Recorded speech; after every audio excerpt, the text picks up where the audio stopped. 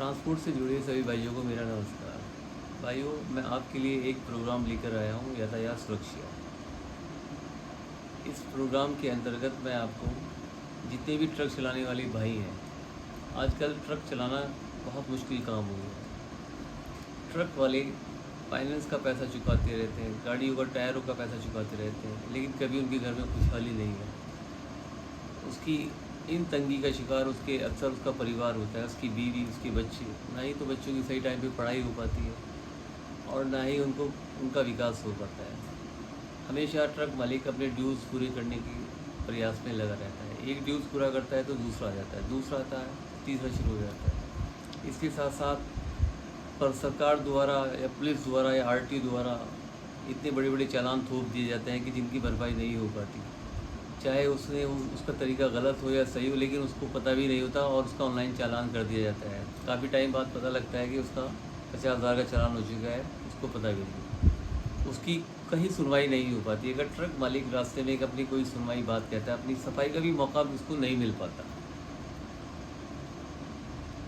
इस तरह कर करके जो बड़ी बड़ी एसोसिएशन है, ट्रांसपोर्ट हैं, उनको इससे कोई फ़र्क नहीं पड़ता। वो लोग इतने सक्षम हैं, उनके नाम के बोर्ड के सारे ही उनका चालान नहीं होता। सभी उनको के बारे में जानते हैं, उनको कुछ नहीं कहा जाता।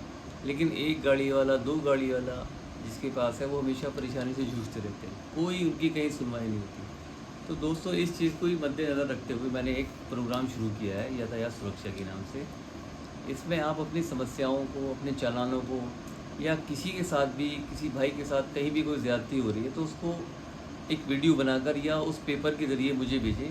मैं आपकी आवाज़ को उस वहाँ तक लेके जाऊँगा जहाँ आपका उसको ले जाना ज़रूरी है। जैसे कि एक आरटीओ द्वारा गलत चालान कर दिया जाता है, मैं उस चालान को रीजनल ट्रांसपोर्ट ऑफिसर के सामने,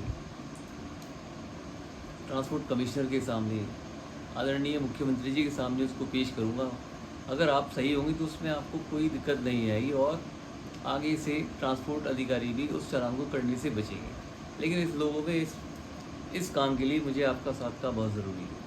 आप लोग मुझे अपनी वीडियो बनाकर भेजिए, अपनी परेशानी बताएं, ताकि मैं उसको हाईलाइट करूँगा। दूसरा तरीका ये है कि एक तो सोशल मीडिया में मैं इसको लेके जाऊँगा, दूसरा मैं एक अखबार चलाता हूँ यातायात सुरक्षा के नाम से। उसमें मैं आपकी सारी प्रॉब्लम को छापूँगा और वो दूर दूर तक आपकी जाएगी। ये मानिए कि आप सारे भारतवर्ष में आपका समस्या का पता चल जाएगा लोगों को कि वहाँ पर कहाँ किस गाड़ी वाले के साथ कहाँ क्या समस्या आ रही थी।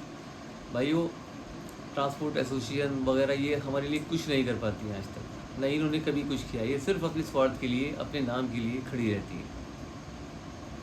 इसलिए आपसे निवेदन है कि आप मेरे साथ जुड़ें और इस प्रोग्राम को देखें और थोड़ा सा टाइम निकालें।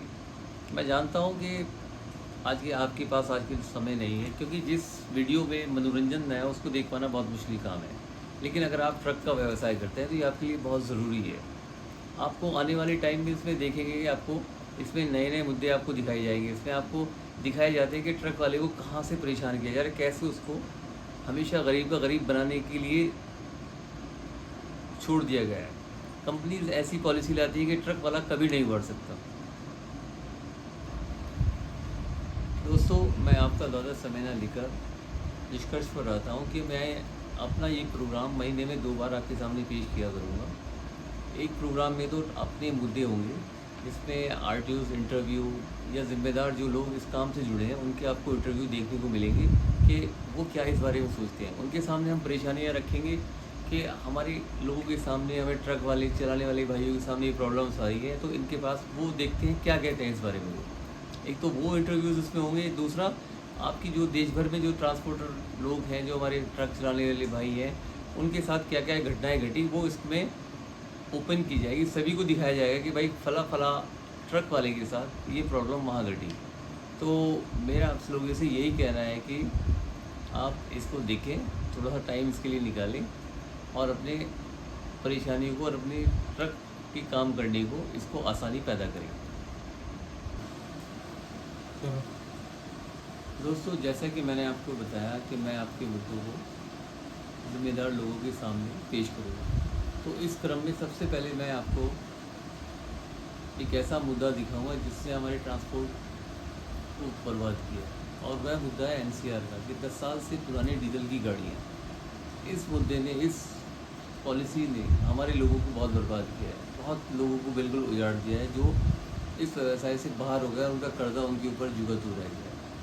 तो इसलिए सबसे पहले मैं इस मुद्दे को आपके सामने लेकर आऊँगा और देखते हैं लोग और सरकारी अधिकारियों का इस बारे में क्या कहना है।